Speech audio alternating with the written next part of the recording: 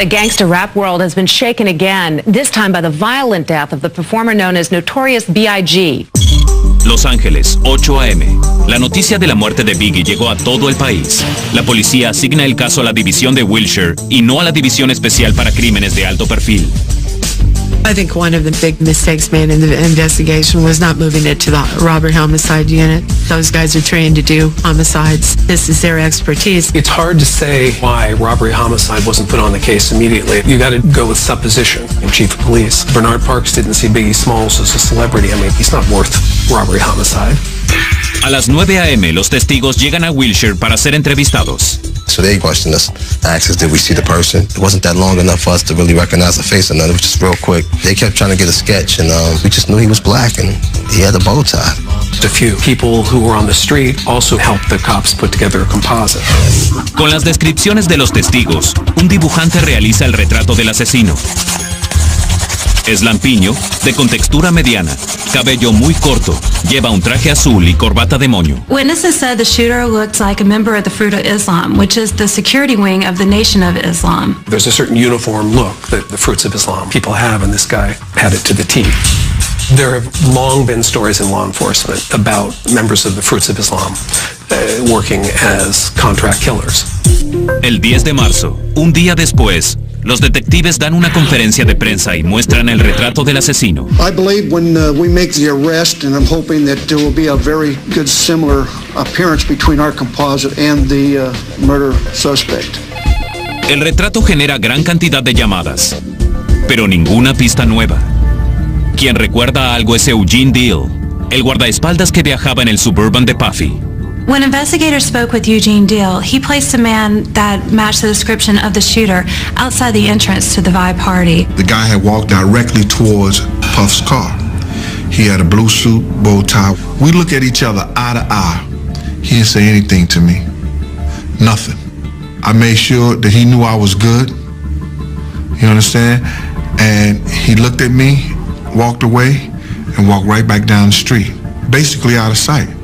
I believe the shooter was watching every move that the Biggie Smalls entourage was making.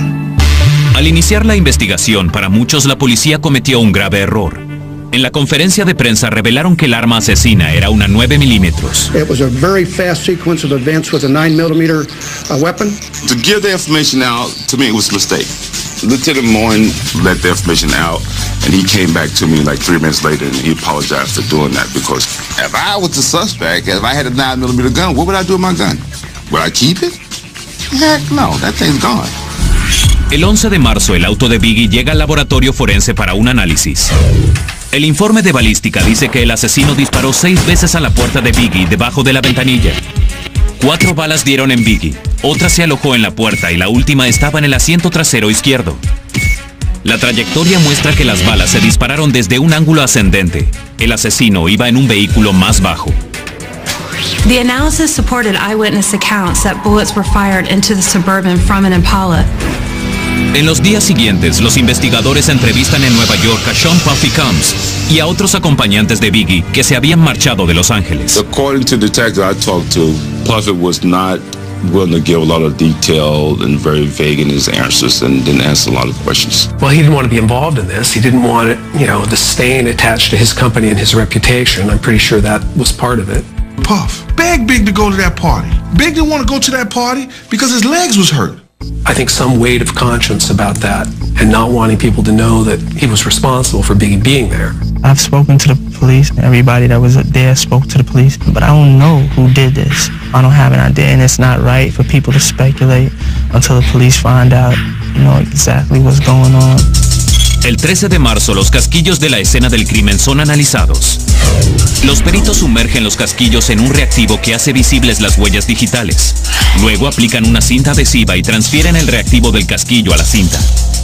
Inspeccionan la cinta buscando huellas, polvo y marcas. No encuentran huellas digitales en los casquillos de la escena del crimen. It's a disappointment because if you can get a partial and get a match on that, that'll be another clue that you can work on. Que no haya huellas no es de extrañar. Las huellas son difíciles de identificar debido a los roces al cargar las balas.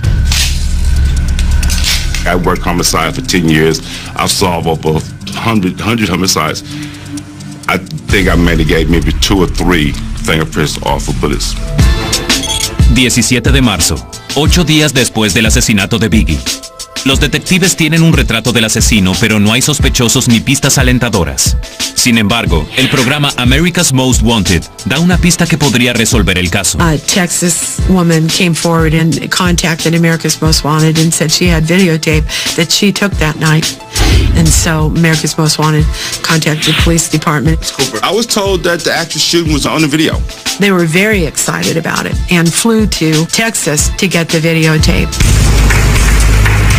It didn't actually capture the shooting.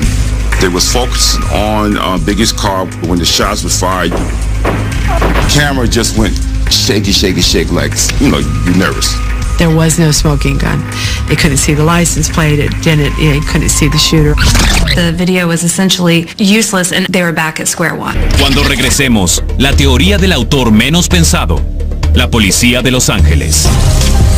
A continuación, en famosas escenas de Crimen, Notorious B.I.G.